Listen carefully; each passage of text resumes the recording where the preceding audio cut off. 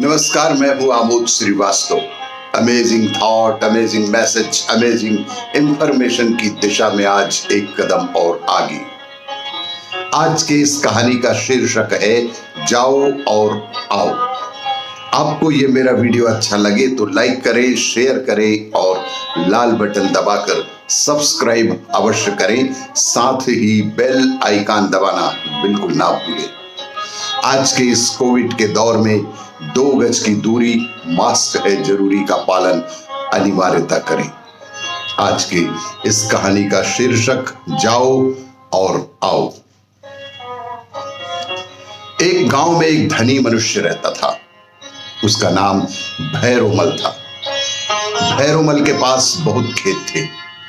उसने बहुत से नौकर और मजदूर रख छोड़े थे, लेकिन भैरोमल बहुत सुस्त और आलसी इंसान था। वह कभी अपने खेतों को देखने भी नहीं जाता था। अपने मजदूर और नौकरों को भेजकर ही वह सारा काम करवा लिया करता था। मजदूर और नौकर मनमाना काम करते थे। वे लोग खेत पर तो थोड़ी देर काम करते थे, बाकी समय घर बैठे रहते थे, इधर उधर घूमते या गप्पे उड़ाया करते थे। खेत ना तो ठिकाने से जोते जाते थे और ना सींचे जाते थे, और ना उनमें ठीक से खाद पानी ही दिया करते थे। खेतों में बीज भी ठिकाने से नहीं पड़ते थे और उनकी घास तो कोई निकालता ही नहीं था।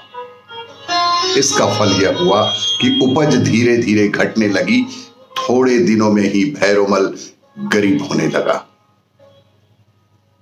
उसी गांव में राम प्रसाद नामक एक दूसरा किसान भी था। उसी गांव में एक राम प्रसाद नाम का दूसरा किसान भी था। उसके पास खेत नहीं थे। वह भैरोमल के ही कुछ खेत रेग पर लेकर खेती करता था, किंतु था बेहद परिश्रमी।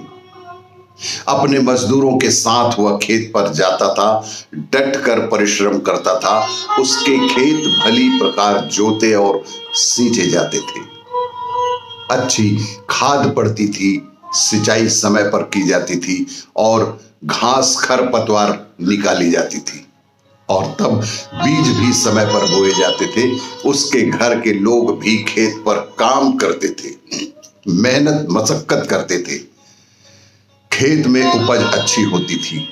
लगान देखकर और खर्च करके भी वह बहुत अन्न बचा लेता था। थोड़े ही दिनों में राम प्रसाद बेहद धनी हो गया। जब भैरोमल बहुत गरीब हो गया, उसके ऊपर महाजनों का ऋण हो गया, तो उसने अपने खेत बेचने की आवश्यकता जान पड़ी। यह समाचार पाकर राम प्रसाद उसके पास आया और बोला, मैंने सुना है कि आप अपने खेत बेचना चाहते हैं।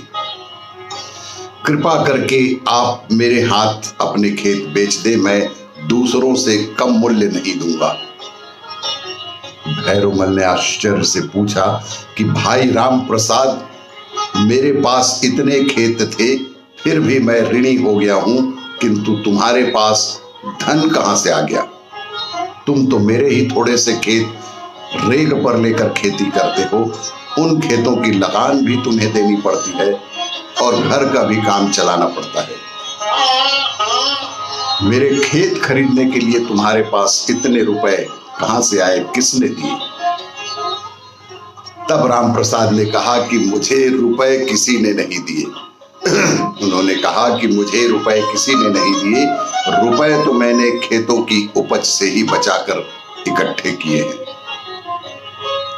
आपकी खेती और मेरी खेती में एक बहुत बड़ा अंतर है। आप नौकरों, मजदूरों आदि सबसे काम करने के लिए जाओ जाओ कहते हैं। आप सभी को खेत जाओ जाओ कहते हैं। आपकी संपत्ति भी चली गई।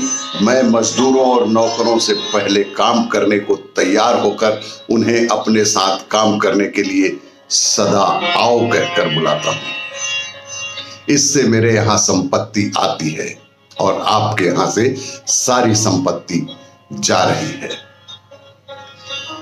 अब भैरवमल बात समझ गया। उसने थोड़े से खेत राम प्रसाद के हाथ बेचकर अपना ऋण चुका दिया और बाकी खेतों में परिश्रम पूर्वक खेती करने लगा।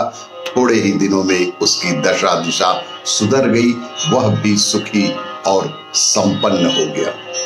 यही फर्क है जाओ जाओ और आओ जाओ में। इस कहानी से संदेश यह है कि एक दिन तुम भी हासिल कर पाओगे लोगे मंजिल को। एक दिन तुम भी हासिल कर लोगे मंजिल को।